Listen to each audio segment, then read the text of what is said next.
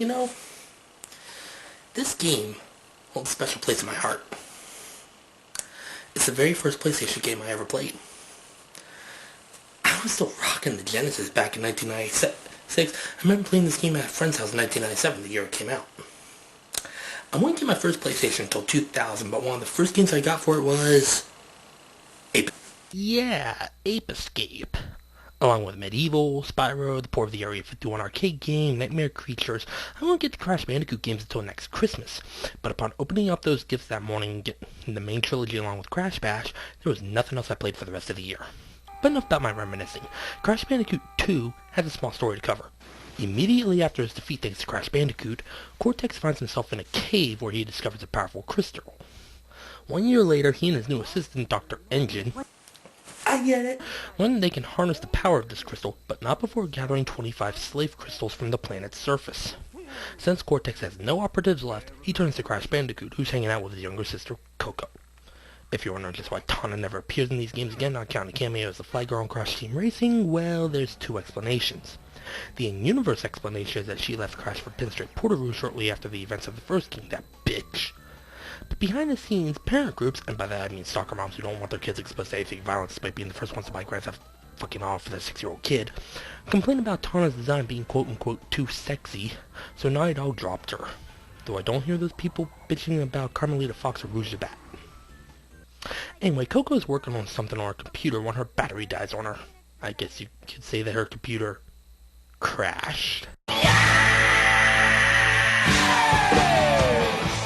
Crash starts heading home to fetch her a new battery buzz, intercepted by Cortex, who asks for Crash's help in gathering the crystals so he can use their powers to prevent a planetary catastrophe. We, the player, know his reason for wanting the crystals, though Crash goes along with him because, as I said before, Crash is an idiot. But Cortex isn't the only one asking for Crash's help. Nitrous Brio, Cortex's old lab assistant, has had a falling out with Cortex between games and asks Crash to gather the gems so he can destroy Cortex's space station and prevent Cortex from using the crystals to take over the world. Every now and then, Coco will contact Crash and try to warn him about Cortex's real plans, but it just comes off as redundant considering that we already know what's going on. Well, Crash doesn't, fucking dumbass. As Crash goes along, he'll have to face some boss encounters. First, there's Ripperoo, returning from the first game, and this time he's incorporating the new Nitro boxes into his fight. Next, there are the Komodo brothers, Mo and Joe, who might give some newcomers a hard time at first, but they're really no big deal. Then there's Tiny the Tiger. They're great! No, he's not that kind of tiger. He's a mutated Tasmanian tiger who likes to jump. Next is Engine and his giant attack robot. And finally, there's Cortex himself in Doomsday Zone. What are you doing here? But that's not the end of it. After gathering all the gems, Crash and Coco meet Brio and his laser, which is aimed at Cortex's space station. Crash, would you do the honors? I'm a firing my laser!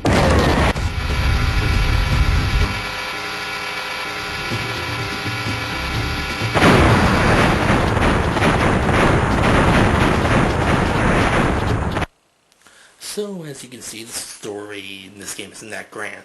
In fact, it's about on par with the Saturday morning cartoon in terms of plot. Gather MacGuffin, take out bad guy, good guy saves the day. I mean, come on, what do you expect from a game like this? This ain't The Last of Us. However, the gameplay's gotten a few more tweaks since. For starters, there's analog control. This game came out right as Sony was releasing the DualShock analog controller. But they hadn't introduced the vibration feature just yet. That will come next time. So now you can use the analog stick to move Crash. The square button is the only one used for the spin attack this time. The circle button is now used for, well, a lot of things. Ducking, sliding, high jumping, crawling, and even then you have to use a certain combination of moving or jumping while pressing the circle button to do those things. My favorite thing is the belly flop, which is needed to open the new steel crates. Why do I like this so much? Crash's face. I'm serious, that's the only reason. I didn't mention this last time, but if you press the triangle button, you can see just how many Wumpa Fruit you've collected, your total number of lives, and how many boxes you've broken. You won't know the total amount of boxes there are in a level until you reach the end, but considering that it's much easier to get the gems this time, the occasional backtracking in levels like the pits and behaving aside, it's not so bad. Then again, the box total can still dick with you if you missed even one box despite looking a level up and down all around.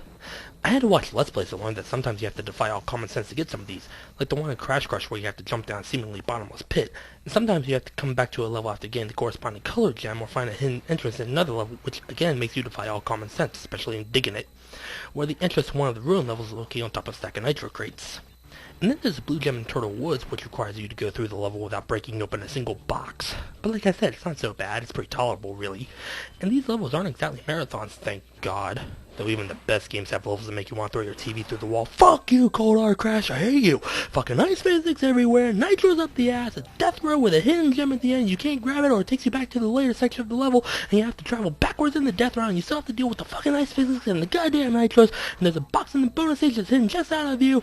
Fuck this level, fuck this level, fuck this level! Finally, I made it to the end, and...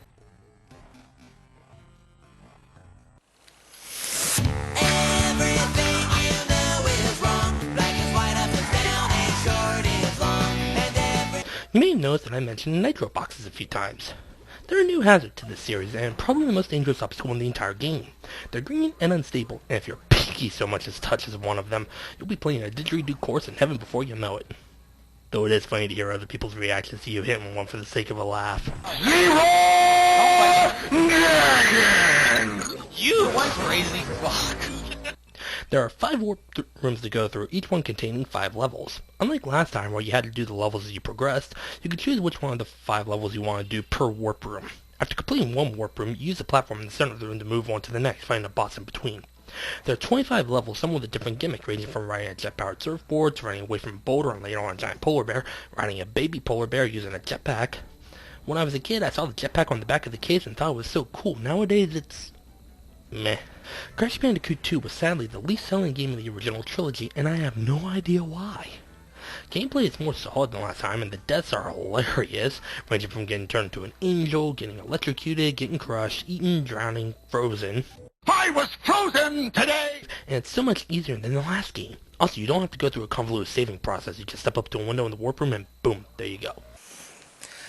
In my opinion, Crash Bandicoot 2 is the best in the series, but that, like I said, that's probably because it's the first one I ever played. Let alone the very first PlayStation game I ever played. But next time around, I have the original PlayStation trilogy with what many people consider the best in the series, and the one I first heard about through Fox Kids magazine, Crash Bandicoot Warped.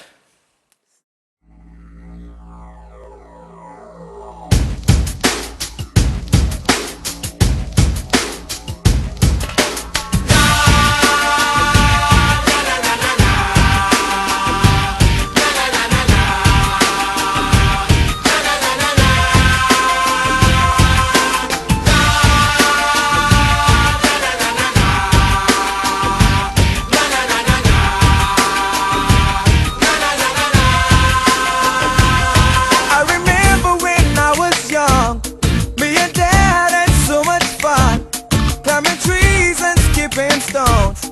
I had a couple of